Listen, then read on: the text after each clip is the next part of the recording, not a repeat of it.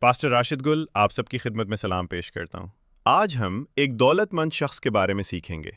میرے عزیزو، جناب خداوند یسوع مسیح، جو بھی شخص آیا وہ خوش ہو کر گیا۔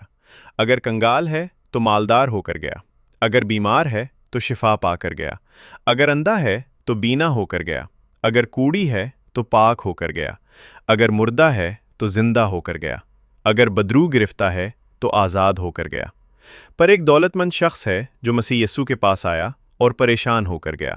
متی 19:16-23۔ اور دیکھو، ایک شخص نے پاس آ کر اس سے کہا، اے استاد، میں کون سی نیکی کروں تاکہ ہمیشہ کی زندگی پاؤں؟ 17۔ اس نے اس سے کہا، تو مجھ سے نیکی کی بابت کیوں پوچھتا ہے؟ نیک تو ایک ہی ہے، لیکن اگر تو زندگی میں داخل ہونا چاہتا ہے تو حکموں پر عمل کر۔ 18۔ اس نے اس سے کہا، کن حکموں پر؟ یسوع نے کہا، یہ کہ خون نہ کرنا، زنا نہ کرنا، چوری نہ کرنا، جھوٹی گواہی نہ دینا۔ 19۔ اپنے باپ اور اپنی ماں کی عزت کرنا اور اپنے پڑوسی سے اپنے برابر محبت رکھنا۔ 20۔ اس جوان نے اس سے کہا، میں نے ان سب پر عمل کیا ہے، اب مجھ میں کس بات کی کمی ہے؟ 21۔ یسوع نے اس سے کہا، اگر تو کامل ہونا چاہتا ہے تو جا، اپنا مال و اسباب بیچ کر غریبوں کو دے دے، تجھے آسمان پر خزانہ ملے گا، اور آ کر میرے پیچھے ہو لے۔